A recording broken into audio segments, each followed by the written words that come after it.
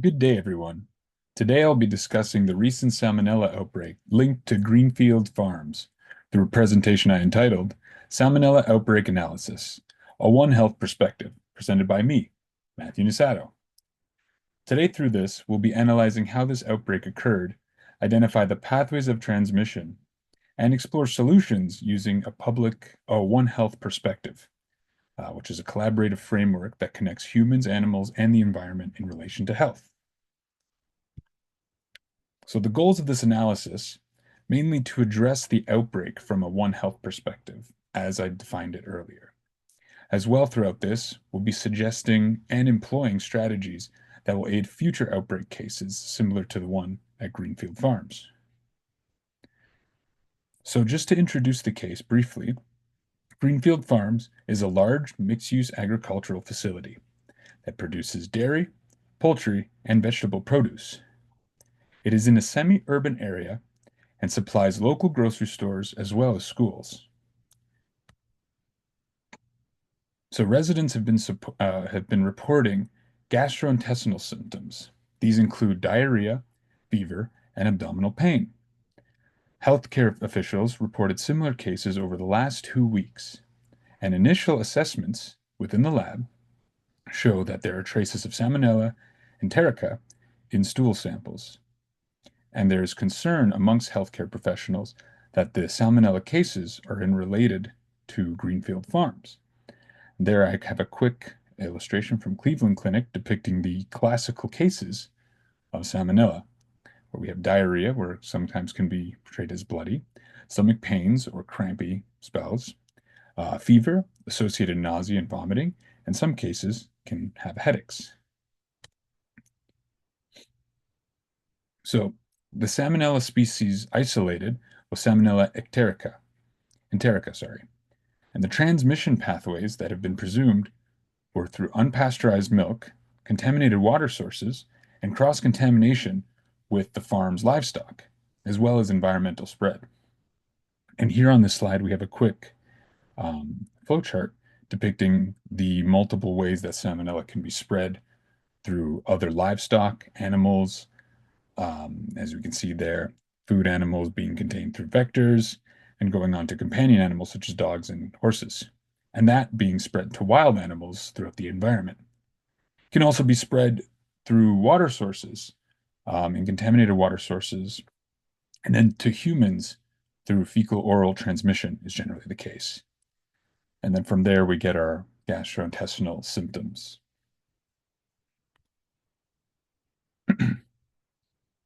So the roles within the outbreak include animals, right? Animals consuming contaminated products, such as milk, cows consuming milk from other cows, and produce, consuming contaminated vegetables and feeds.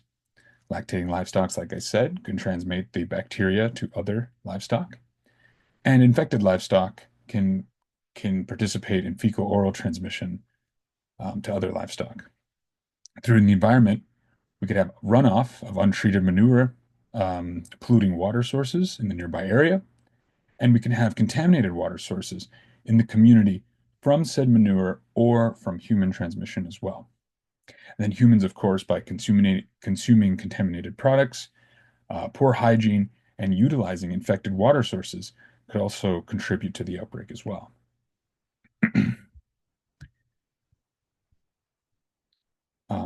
In terms of our stakeholders, from One Health perspective, there's a combination of roles that take place within this. We have farm owners and workers.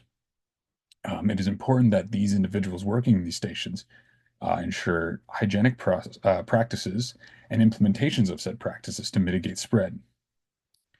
Proper animal health monitoring is crucial to mitigate the spread of the bacteria as well, and farm owners and workers can help in this regard. Veterinarians can monitor and treat livestock thought to be contaminated or with the disease, and they can also ensure biosecurity of the bacteria in mitigating its spread. Public health professionals can participate in surveillance and mitigation, as well as issue out public advisories against milk and water, potentially contaminated sources. And community members can participate by reporting new cases to public health officials, as well as avoiding produce and products that might otherwise be affected, and participate in education in ways that they can mitigate the outbreak spread.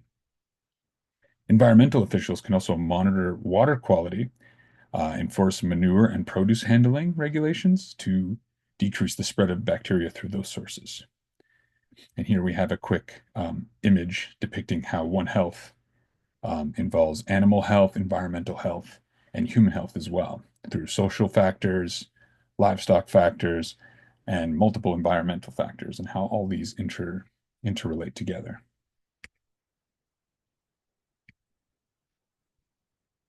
Mitigating the outbreak. In regards to mitigating the outbreak, immediate implementation of public health interventions is crucial. This could involve recalling unpasteurized milk from greenfield farms and ensuring that these products do not get to the market and out of the public hands. And there can also be conduction of thorough testing of the dairy, poultry, and water sources close to the area. Farm sanitation efforts include implementing mandatory pasteurization of their dairy products to decrease the spread, and we can improve manure management through compost and anaerobic digestion. And this would also help decrease the bacteria contamination into the community. And from the medical response, we can provide targeted treatments for those that are affected. We can also establish effective community screening and an effective reporting system so that the public knows what's going on and can be on top of cases.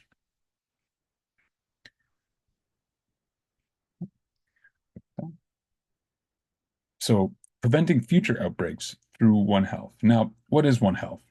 It is a collaborative and multi-sectoral transdisciplinary approach so that we can encompass all these factors into the subject of public health.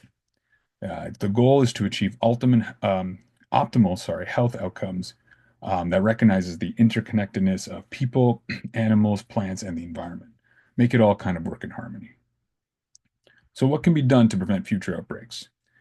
An enhanced surveillance system can be implemented, and this would just implement regular testing for salmonella in water sources, livestock, soil, and farmland to ensure that those products and produces are bacteria-free. Also, sharing crucial information within health, agriculture, and environmental factions can also decrease future outbreak incidents. Another way is by improving biosecurity measures. So diagnosing, isolating, and treating sick livestock would help mitigate spread, as well as limiting the public and domestic access to contaminated water sources. Enhanced community education programs, so informing the public of potential risks of the raw dairy products and what products might be posed to risk of bacterial contamination. We can promote hygienic practice amongst the public population and workers. And lastly, policy and regulation implementation. Now, this is key from a public health perspective. We can enforce proper livestock byproduct handling, ensure proper hygienic practices are maintained, and we can mandate reporting of any zoonotic diseases and future potential spread. So the benefits of a One Health approach. One Health is very comprehensive.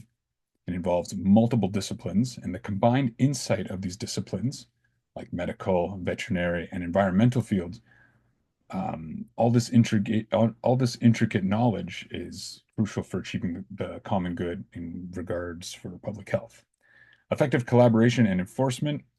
There's faster identification of cases and allows for fewer cases to go unnoticed. Efficient methods implementation allows for policies to be put into place faster and more effectively, and sustainable long-term solutions.